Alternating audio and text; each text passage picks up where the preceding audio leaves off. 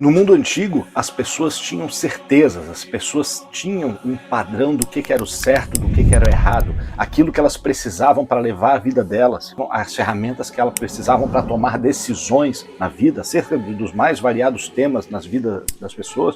Eles tinham essa base, eles tinham esse caminho estreito do certo e do errado.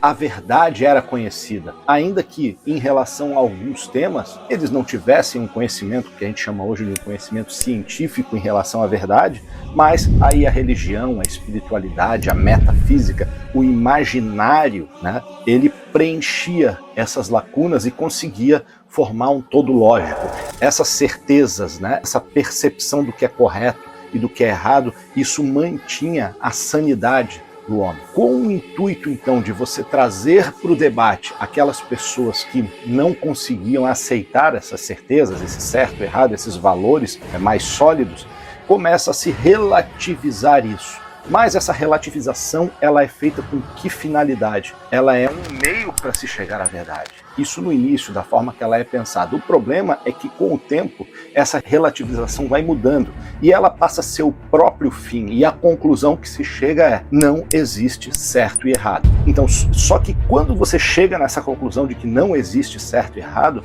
você passa a tratar todas aquelas pessoas que tinham esses valores, que tinham essa percepção do que é certo, do que é errado, do que é verdadeiro, do que é falso, como extremistas, como radicais, como fundamentalistas. Então, sob o pretexto de incluir um grupo maior nas discussões, você acaba excluindo todo mundo que tem uma opinião diferente do relativismo, né? Veja que quando a gente chega nessa situação, o passado ele se torna irrelevante. Aquilo que os antepassados pensaram, ele se torna distante, se torna pouco conhecido, já que tudo é relativo. E com isso a gente perde a referência para analisar aquilo que acontece no presente. Como o professor Olavo de Carvalho fala, quando você analisa um pensador, uma das operações mais importantes para a gente analisar, na opinião seja de um Aristóteles, de um Platão, seja de um Nietzsche, seja de um René Descartes, ou quem quer que seja,